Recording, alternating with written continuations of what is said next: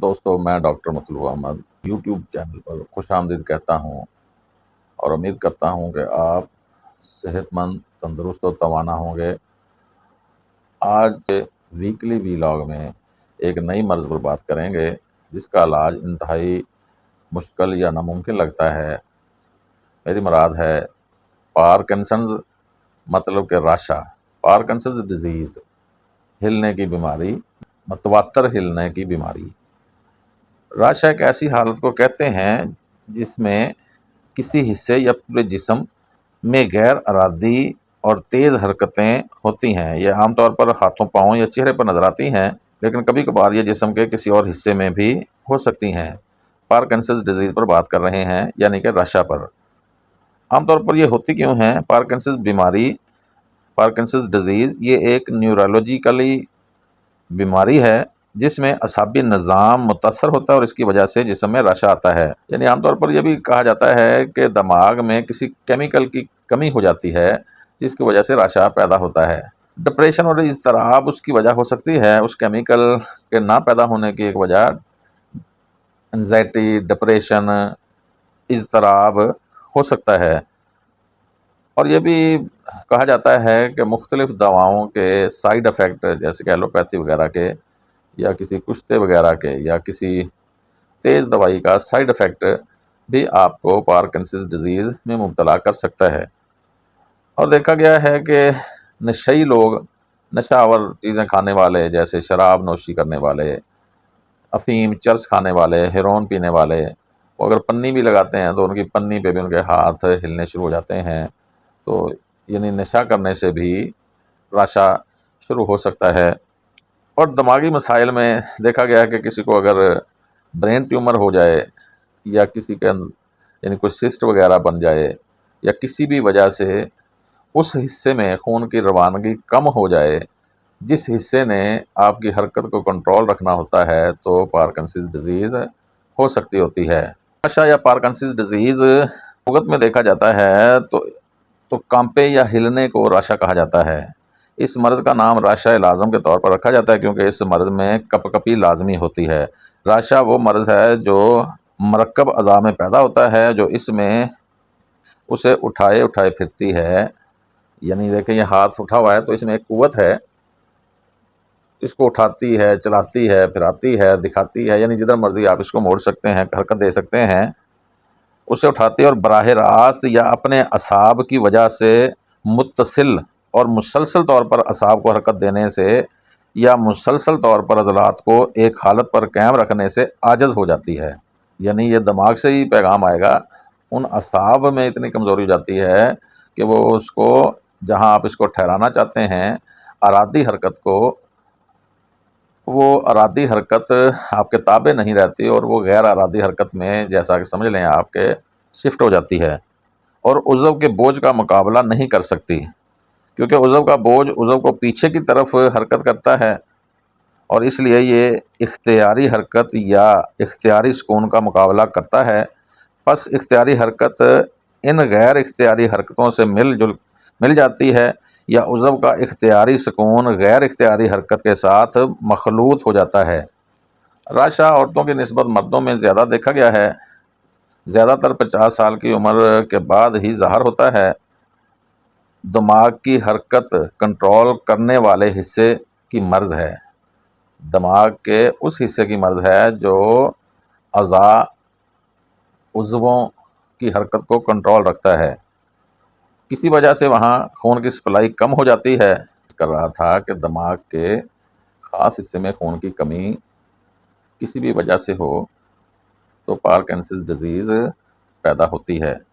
Parkinson's بیماری ایک neurological بیماری ہے، جیسے پہلے میں نے بتایا ہے، جو دماغ کے ایک خاص حصہ پر سبسٹینشیا نائگرا میں خون کی کمی کی وجہ سے ہوتی ہے۔ اس حصے میں خون کی کمی اور نیورونر کے مرنے سے ڈوپامین کی سطح کم ہو جاتی ہے۔ ابھی جو میں نے کیمیکل کا بتایا تھا وہ ڈوپامین کیمیکل ہے جس کے نتیجے میں حرکت کے کنٹرول میں مشکلات آتی ہیں۔ اگر یہ خون پہنچانے والی آرٹری خون کی نالیوں میں خون کی فراہمی متاثر کر دیں تو اس سے دماغی سیکشن، سٹروک یا دیگر نیورولوجیکل مسائل پیدا ہو سکتے ہیں، جیسا کہ حرکت کی مشکلات یا فالج میں ہوتا ہے۔ ہم بات کر رہے ہیں پارکنسنز ڈیزیز پر۔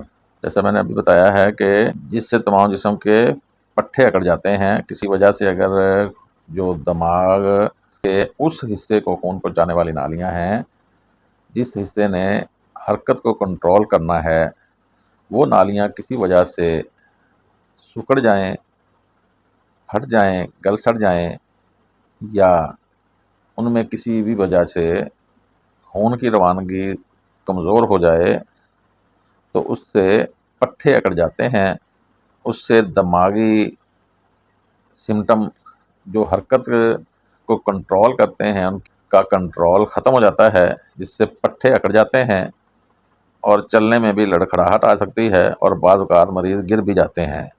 ہومیوپیتھی میں جیسا کہ آپ سب کو معلوم ہے کہ علامات کے مطابق ہی علاج کیا جاتا ہے، تو ہم بات کرتے ہیں ہومیوپیتھی میں کون سی ادویات پارکنسنز ڈیزیز پر زیادہ کام کرتی ہیں۔ ارجنٹم نائٹریکم بڑا اچھا کام کرتی ہے، اگیریکس، آیوڈیم، پلمبم میٹیلیکم، جلسیمیم، چیلیڈونیم، رسٹاکس، کاسٹیکم، مرکسال، نکسوامیکا، نیٹرم فاس، کالی فاس۔ عام طور پر سب سے بڑا پرابلم اس میں چیزوں کے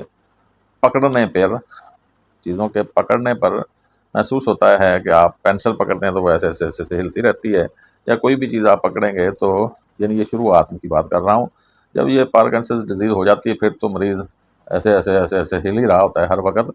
تو جب یہ شروع ہوتا ہے تو تب کی بات ہے کہ سب سے پہلے وہ پکڑنے والے اعصاب متاثر ہوتے ہیں، تو ان اعصاب کو طاقت دینے کے لیے یا ان اعصاب کو ٹھیک رکھنے کے لیے ہومیوپیتھی کی جو ادویات زیادہ استعمال ہوتی ہیں یا اس وقت زیادہ کام کریں گی، تو ان میں مرکسال، پلمبم میٹیلیکم، ایگیریکس، سٹافیسگیریا، سلیشیا، ٹیرنٹولا، اگنیشیا، چائنا، کیوپرمیٹ، زنکم میٹ، سٹرامونیم وغیرہ بڑا اچھا کام کرتی ہیں۔ اخراج منی کے ساتھ اگر رشا شروع ہو تو نکسوامیکا، نیٹرم فاس، کلکیریا فاس اور کلکیریا کار کو یاد رکھیں گے۔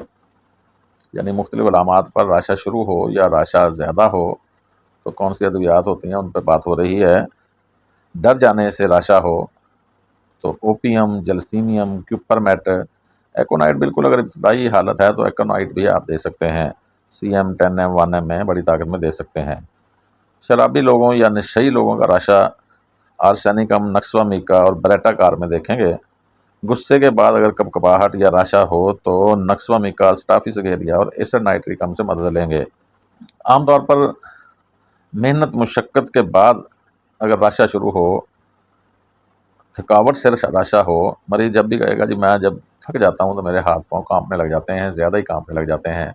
اسی طرح مریض آ کر کہتے ہیں جی جب میں سیکس کر لیتا ہوں تو اس کے لیے وہ، جیسے میں نے ابھی کہا ہے کہ اخراج منی سے، تو اس پہ نکس، نیٹرم فاس اور کلکیریا کار وغیرہ، اسی طرح کالی فاس، کالی کار وغیرہ بھی اخراج منی یا آفٹر انٹرکورس امراض زیادہ ہوں تو کام کرتی ہے۔ اس طرح محنت مشقت سے اگر مریض کہے گا تو ہمارے پاس دوائی ہوگی آرنیکا، رسٹاکس، فاسفورس، مرکسال، ہائیوسیمس، اس مرض پر کنٹرول کروانے میں بڑی مددگار ثابت ہوں گی۔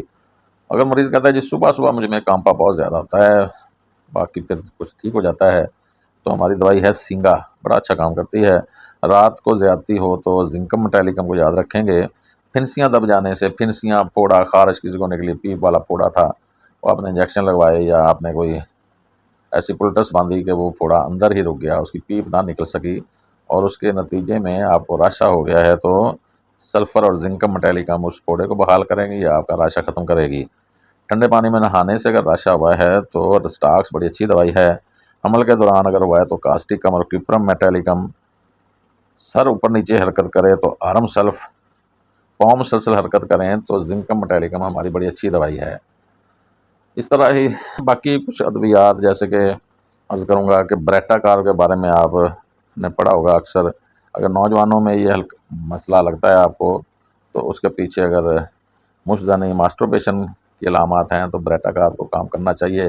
بریٹا کار کا مریض ذہنی طور پر بھی تھوڑا کمزور ہو جاتا ہے، بوڑھوں میں خاص طور پر اگر راشا ہو اور ان کی یادداشت بھی بہت زیادہ متاثر ہو، ادھر سے پراسٹیٹ بھی بڑا ہوا ہو اور بالکل بچوں جیسی حرکتیں کرے تو ہم پریفرنس کے طور پر بریٹا کار کو دیں گے۔